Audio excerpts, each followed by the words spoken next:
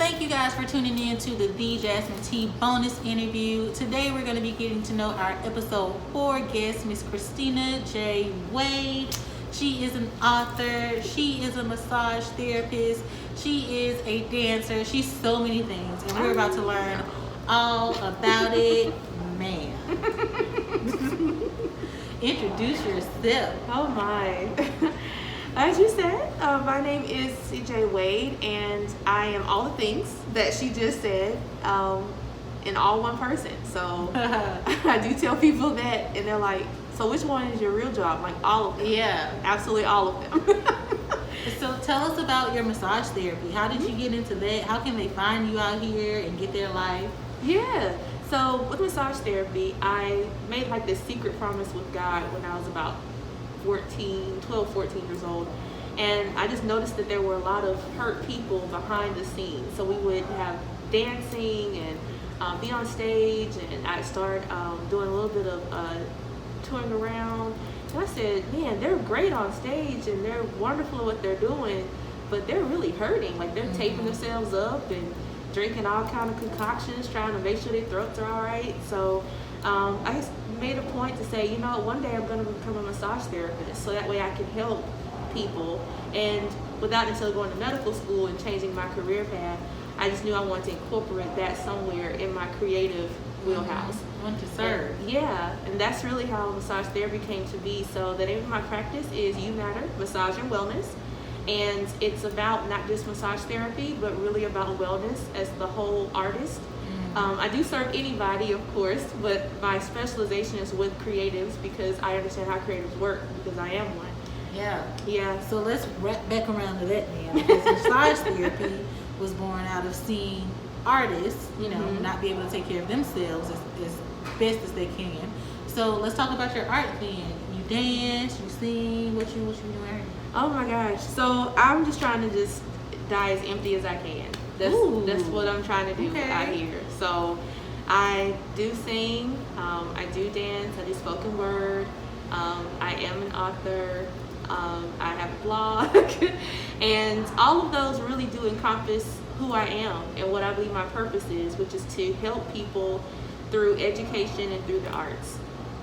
So education comes with the massage therapy wheel a little bit, help people understand what self-care is and what it's not. It's more than a spa day. And so then the next thing is that with the arts, I just want to make sure people understand how to express themselves and to also interpret each other. We use the arts, especially right now, to just get out some stuff. So I love working with people when it's in a classroom and if it's in a studio. That makes sense. Okay, so what's your favorite form of dance then? Or your favorite kind of dance? Or do you have one? Oh my gosh. You can love them all. I really do. Okay, so I would say my first love. Yeah. My first love as far as dancing is concerned is actually step. I fell in love with step first. I did. I learned step from TV. You can keep talking. I have a comment. Yes. Okay. So I fell in love from television. I watched Different World, and from there was a show that like a competition show where people could step in competition with each other, and I remember just watching it going, I can do that, and I would be in the house trying to mimic what I saw and get all of my parents' nerves because making a whole lot of noise and stomping a lot too. Like, wait a minute, hold up, that's our floor.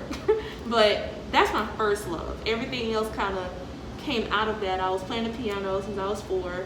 And so I was already musically inclined and had the musical ear, so to speak, and was singing in church. But I didn't like to sing because I was really shy. And to me, stepping was a form of me talking without me talking.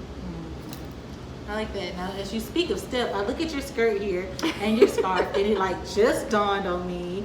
Why are these colors important to you?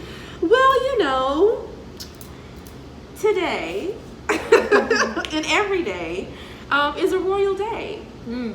And so as a proud member of Sigma Gamma Rho Sorority Incorporated, established in 1922 on the campus of Butler University, by 7 amazing educators, I just think it'd be proper, in light of all of this womanhood, queendom magic we've been seeing, just feeling like, why not? Let's just go ahead and pay homage to the family. And it just clicked to me. Like, I was like, oh, she cute. But that was as you were sitting here talking about stepping, because I promise you, some of the like hardest, like impassioned steppers I've seen have been SG roles. Like, I even remember at Auburn, our chapter was small, but they had a presence. Like, you knew whether it was strolling or anything, like they were like loud and forceful and just, you know, here. Like, you have to be. You have to be. And so, like, as my fellow sister Greek here has said, it's so true. Like, pretty much especially in the South at least, there's just not a lot of SG roles that are going to be on a campus. You're going to not see, 40 or 50, or 60. You're just not going to see that. Yeah. So the first thing you really learn is, okay, can you stand alone? Can you be in a room by yourself and be confident in who you are and do that? And so it's not surprising you said that, because that's one of the first things they ask you. We had, at one point, we did have one SG role on campus. I believe her name was Montanique. I really believe it was Montanique. Please forgive me for it. But I believe her name was Montanique. And she definitely stood alone. Definitely. She was not afraid to get out there and stroll by herself. That's it. She was not afraid to, like, oh, it's a Unity Yard show. I'm going to come out here too. That's it. Like, that's it. And I'm a Delta guys. But, like, I remember I would be sitting there with my line sisters, and of course we feel fine, we in a group, but Montanique never hesitated to at any point let you know that's right. that the SG roles was in the house. So that's right. I was at a whole wedding, and like I was on SG role there, but they played Back That Thing Up, and that's one of our signature strolls. Yeah. So of course I was going to stroll. To get out there. Yes, and I'm right on par again. You're an educator. I feel like they need to put you on the SG roll poster. On the you need to be on a chapter guide or something. Whatever else you be doing in there. So in your quest, in your journey of servanthood, as all the ways you go out spilling yourself throughout your life. So we talked about massage therapy. We talked about your dance. I want to delve into, you mentioned a bit of spoken word, but let's talk about like your life with words here. So you're an author, you're a blogger. Let's talk about that, your written words. We'll get into verbal a little later. So when did you notice, like, hey, when I be writing stuff, it sounds good? Ooh. The back of my grandmother's and grandfather's Cadillac. That's when I realized that. In the back of the cat. Back of the caddy, okay? I was the only child, so a lot of times my grandparents, if they needed to do something, I just get in the car and they go run my errands. My grandparents were my primary babysitters. Right. I didn't get siblings, so I was 7. So for the first 7 years of my life, I spent a lot of time with my grandparents. Right. And so being with them and being an only child, I had to entertain myself. And my biggest entertainment were books. I loved books. So I would always have a book, notepad or notebook, and a pen or pencil. Always. Like, that was every single time we got in the car. And my grandmother used to call it my little house. She'll say, what you doing in your little house back there? And I'd always be writing something. And I remember having these big astronomy books or, book about plants or something. I'd always be trying to deep dive into something. Why am I doing that in elementary school? I don't know. But I was. And I remember in kindergarten, God rest her soul, wherever she is, I hope you're alive, but if not, God bless her family. Miss Garrison, she was so empowering to me as a writer. I wrote a story called The Woman and the Baby, and it was like an adaptation from me and my mom. Okay, you better adapt. Yeah, I know, right? So I wrote it, and it won this school award to then be submitted to this competition down in Montgomery, like with the state. Or the county, and then got to be a finalist for the state. And I was like, what? So here I am in kindergarten, like, wait, like, y'all understood what I was saying? Like, this made sense to you? If I did some jibble jabble? Like, okay. And I just knew then that I may not talk a lot, but I knew that what I said made sense, and it connected with somebody. And so she just funneled back into me, just like, hey, keep writing. You did a great job. Don't ever let anything stop you from writing.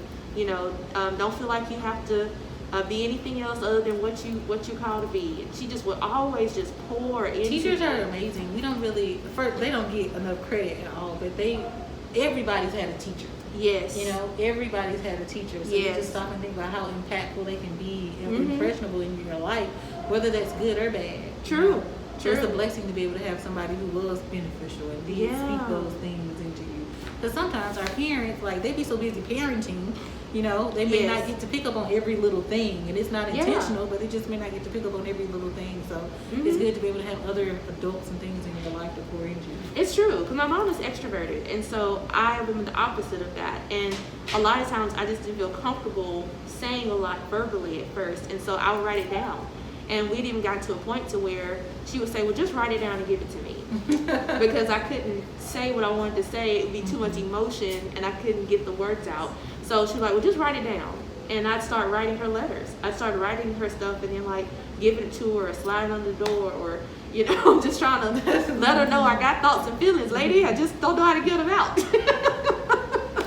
So that's how that also grew as well, using it as a communication tool. So, yeah. Now tell us about your blog. What do you write about on there?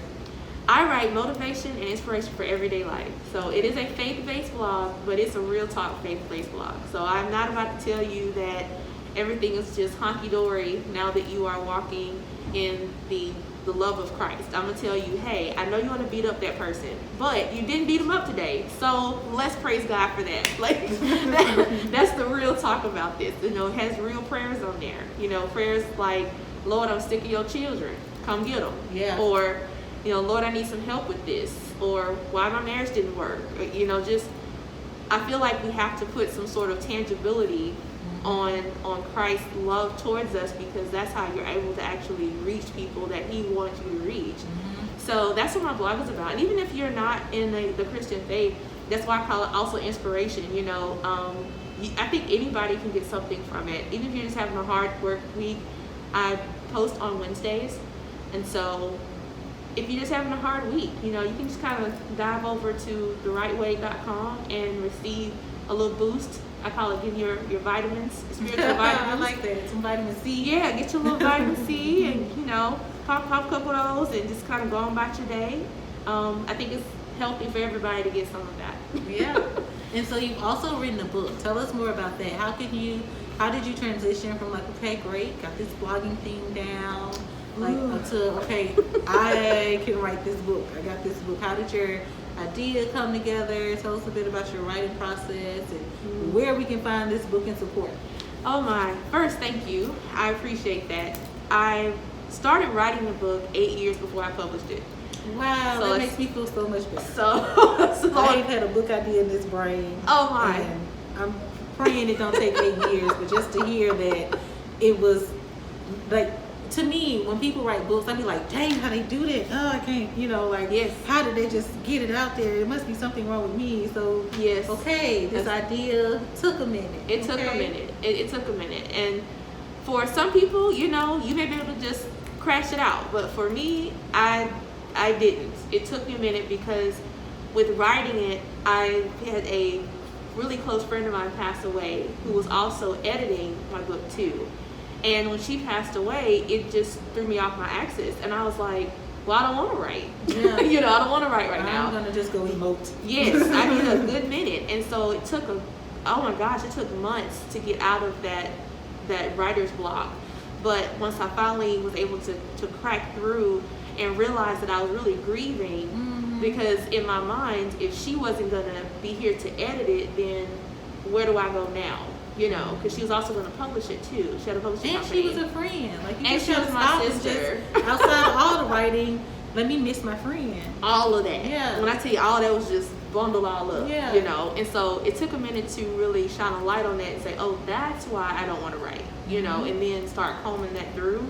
And once I did, then that just seemed to be the well of words to come back to finish it out. You know, so I did start like literally 8 years before it published, because I just like, okay, I don't know what this going to be, but all right, let's just go ahead and go for it. And I just started writing it. So the name of the book is The Morning After, and it's not what people think it is. I normally get this strange look like, what is that about? But it does include a couple of morning afters, but it's not about the morning afters. Yes, it does. It's really about a main character. Her name is Elise, and she meets a stranger And in meeting that stranger, both of them have to kind of understand how to adjust to hardships, but then also how to adjust to those morning afters. You know, what happens after the chaos? You know, how do you adjust to that, and how do you move forward? That's what it's really going forward with. Okay. But it does have has a couple of intimate moments there. Intimate moments. Yeah, gotta be real. Gotta have some real talk in there. And where can they find it? Where can they buy it? Yeah, so you can buy it on Amazon.com, BarnesandNoble.com, BooksAMillion.com. That's where you can get a Kindle also. It's on Kindle, so you can download it on Kindle. Be swiping and reading. Okay, yes. So we're sitting here today doing this lovely TheJasmineTea podcast, but we also have another podcast we do that is amazing. It is coming up on its 4th season. Ooh. Ew. It's called the Queens Be Like podcast. Yes. And that idea was another, once upon a time it was a thought. And then now it is a real intangible thing that you guys can listen to as well. So speak a little bit about that experience. Like, what is it like, we talked about your written words. What is it like expressing yourself, putting this conversation out here in the world? And I done said it, and that's it. Like, are there ever any like, ooh, did I say that moment? Yes. Or is it just like, It's a lot of those moments and a lot of those, you know what, I did say that moments, where you just kind of bow up like, yeah, I did say that, and that need to be said, and I just want to stand by it.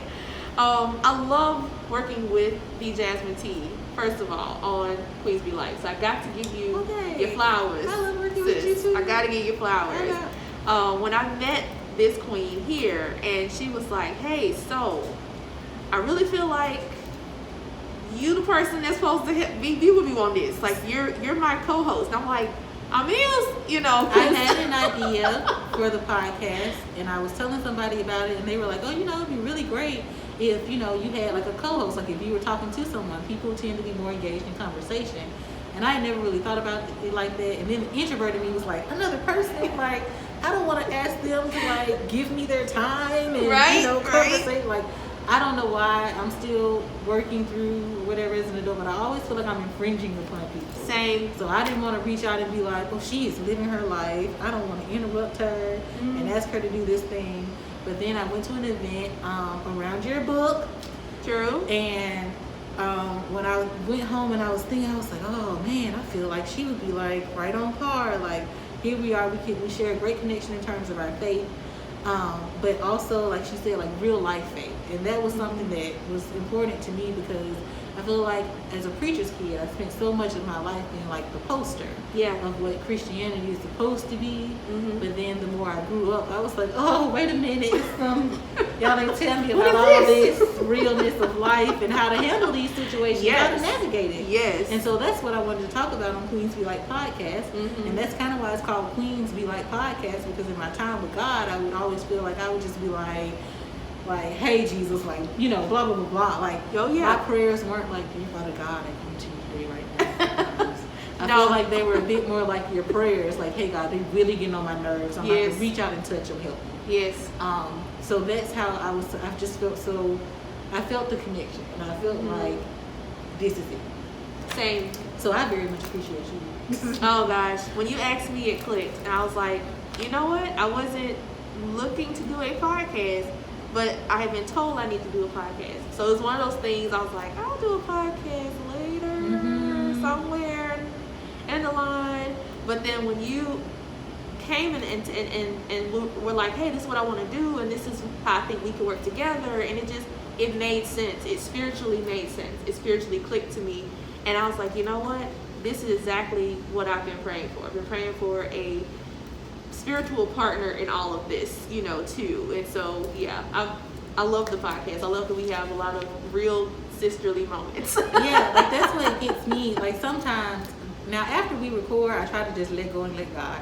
Yeah. But I do feel like just in our connection, like sisterly connection here, it does lead to a lot of real conversation simply because I just feel comfortable with you. Like when we be sitting on the couch, filming or recording, I just be talking to you. And so that's how I feel like a lot of the realness and the sincerity comes through. I just try not to be focused on the fact that everybody in the world can possibly listen. This is true. The benefit of our conversations together, it's what needs to be done. Right. So here is my we're currently on my little spin-off here. Yes. TheJasmineTea. Hey. But you are also interested in starting your own podcast as well. Yes, I am. So tell us a little bit more about the idea behind that and what we can look forward to. Oh my. So yes, I am blogging at therightway.com, and the theme of that blog is listening at the speed of life. So when God gives you those whispers, you don't have to always wait till you're in crisis to listen for God's voice. He talks to us throughout our journeys, not just when there's something wrong. And so that's where the motivation and inspiration comes from. Well, then transitioning to podcast style, I make inspiration and motivation for busy humans. And I'm thinking, okay, these are for people that feel like they don't have enough time to read their Bible, which we do, but they feel, you feel like you don't. You're like, where did the time go? All of a sudden it's midnight. Oh my gosh. Right. So I make content for those people, and what my podcast is being prepared to host is motivation, inspiration for those busy humans that are like, look, I'm on my lunch break, but I'm about to lose it, or I had to step out from this board meeting. I got 5 minutes. I need something. Help me out. I'm also getting into affirmations, self-care affirmations that you can listen to, so that way you can soothe yourself and soothe your soul if you need to calm down. So if you need some juice to amp up, you have that, but you'll also be able to cool down. But they'll all be 5 minutes. I like that because I feel like it is very much like everything you say. I was like, yes, I can use this. Because sometimes you do just need to go have a little talk with Jesus, but you don't really need to do the talk. Sometimes, it's just like, yes, I need to connect here, and I might be too frustrated to verbalize it, or I might be at work and I can't speak to you, but let me put my headphones in and listen right quick or something. I'm definitely looking forward to that. Thank you. And I think it'll also be beneficial because I know you guys can hear right now, but she often gets compliments on her voice. Oh my goodness. And just how soothing it is. So you could go back and go ahead and listen to Queens Be Like podcast. You'll hear her. She's quite, just eloquent with it, graceful. I feel like I just be loud and country sometimes. But she definitely be bringing in the flow. The flow. That's good to know. I keep that in mind. Just be you. Don't even think about it. No, just keep talking. Right. You're already here. Okay, so since we talked during the podcast, or while we were filming the podcast, about Bridgerton and Daphne, we're gonna wrap up here with a question.